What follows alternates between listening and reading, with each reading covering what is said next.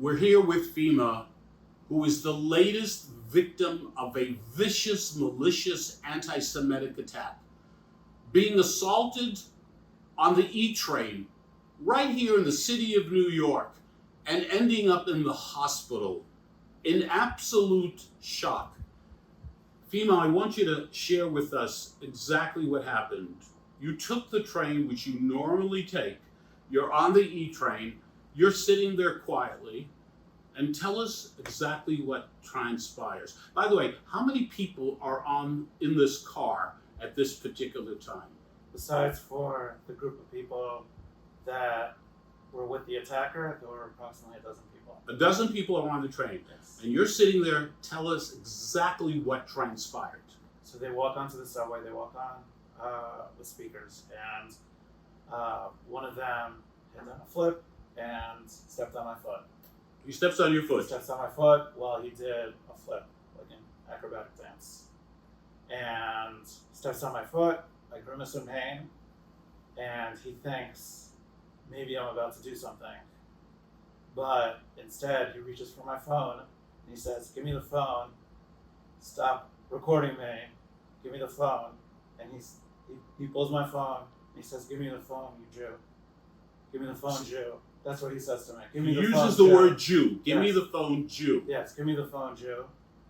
And I refuse to give him the phone, and next thing I know, he punches me right in the face, right on my lip, and there's blood pouring out of my mouth. It's going all over my face. It's going all over my arms. It's on my shirt. I'm dripping in blood, and nobody in the subway is doing absolutely Nobody got up to say anything or do anything or Nobody try got to up to do stop? anything.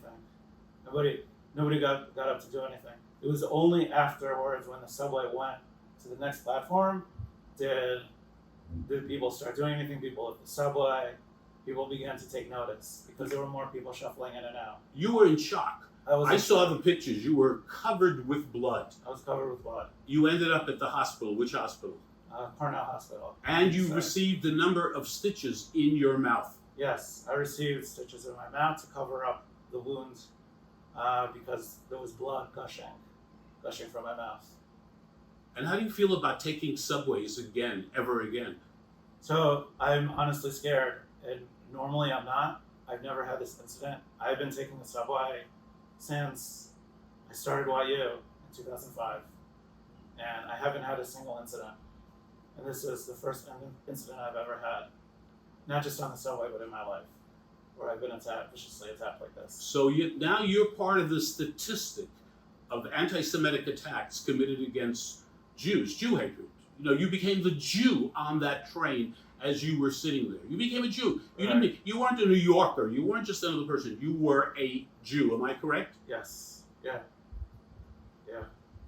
And how do you feel about getting justice, about someone dealing with this? Is happening day in, day out. The numbers are out of control in terms of anti-Semitic attacks. But now you're part of the statistics. Yes, thankfully, there were police that came in, and I know they're trying their hardest, and they deserve a lot of respect because it's not an easy job. But they came, and I know that they're trying to find someone, but at the moment, I am scared to go onto the subway, and I've taken the subway during the pandemic, and I've never been afraid to go onto the subway.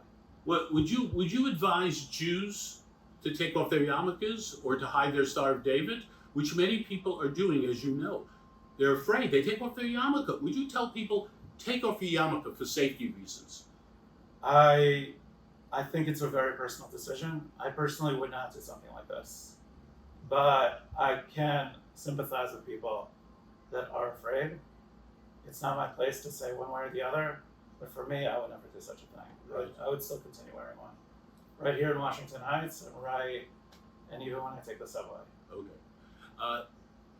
With regard to all the anti-Semitism, I mean, you follow it like we all do. Other people being attacked, other people being victims. Now you're one of those victims. I am. And it's really sad because anyone should feel safe taking the subway, regardless of their religion. And that's really the most important thing. And for someone to feel not safe for taking the subway, I think it's a very horrible thing. It really is. So this guy literally Yeah. belted you. Did you see the punch coming? I didn't see it coming at all. I honestly thought that maybe it was the heat of the moment and maybe he was triggered, but never for a moment did I think he would punch me, because I've walked through many places in the city that many people might not deem so safe based on the hour.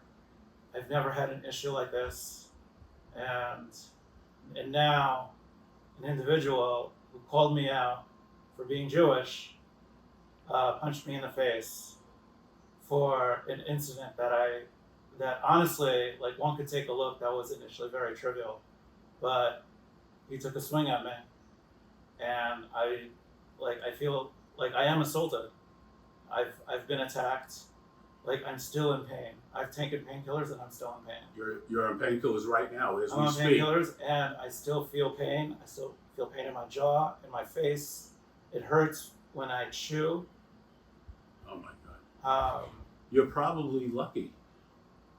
As terrible as it was, you're probably lucky that Yeah. it didn't end up being much worse, for God's sake. Well, it could have been worse. He mentioned.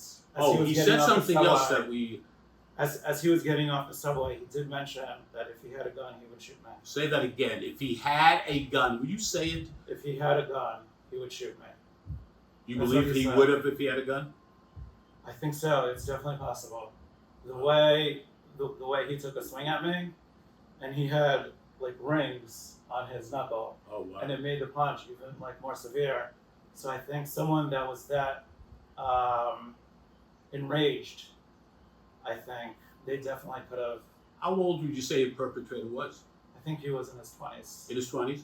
Any particular ethnic group? Was he Asian? Was he He was African Hasidic American. Jew? He was African American? Yeah, he was African American. And it's really sad that people don't feel safe anymore, because I'm not the only person. There are stabbings, and other people are getting hurt. And I could have just imagined that maybe somebody could have stabbed me, and I could have been in a much worse situation. But he said if he had a gun, he'd shoot you, and you believe he true. meant it. I do believe he meant it. Based on his rage and his passion, I think he meant it. Wow. Anyway, listen, I wish you all the best in the world. And, for a lot of people, they watch this stuff and they say, I. But when you become the victim, as you have now become, and you put your head on the pillow every night now, you're thinking about what happened to you. I am. Am I correct? Yes. Yes. Thank you so much for sharing this. And what's most important is that there be justice, that those responsible are arrested, not only arrested, but that the law treats them the way they deserve to be treated. For sure. Yes. That's also true. Is there anything you want to say to the mayor? If you could speak to the mayor right now about his city, what would you tell him as a New Yorker with what just happened to you? I personally feel, as a Jew, I don't feel safe taking the subways. I don't know. I have to go to work. I haven't decided what I'm going to do, whether I'm going to take an Uber or whether I'm going to take a subway. I still haven't made up my mind. You're afraid? But I am scared. Wow. And I've never been scared walking in the city. And I've walked Everywhere. everywhere. I've walked through streets that people may think aren't safe, like past midnight. Right, but you were not afraid. I was not afraid. But that's all changed now. And that's changed because of this incident. I don't think Basically, anyone can be a victim. anyone can be a victim, not just me. Women and children, people who take the subway. There's definitely a reason to be afraid to take the subway. Wow. I want to thank you very, very much, Thank really, you. for sharing. And, we can only try to make a difference. And, and the one way to do it is to speak out and not to be afraid. Very often, victims are afraid to even speak out after they've been victims, which is insane. And you and I spoke last night while you were in the hospital, and what you were telling me is that the doctors were trying to get the blood off your face. The doctors were trying. I had blood all over my face, and because blood just kept pouring and pouring out, they had to just keep wiping down my face with alcohol just to make sure it was sanitized and clean, and blood just kept gushing out. Wow. Thank you. Thank you. Now we're part of the same family, right? We are. I mean, we always were. We always were. But now we That's- make that yeah. real connection.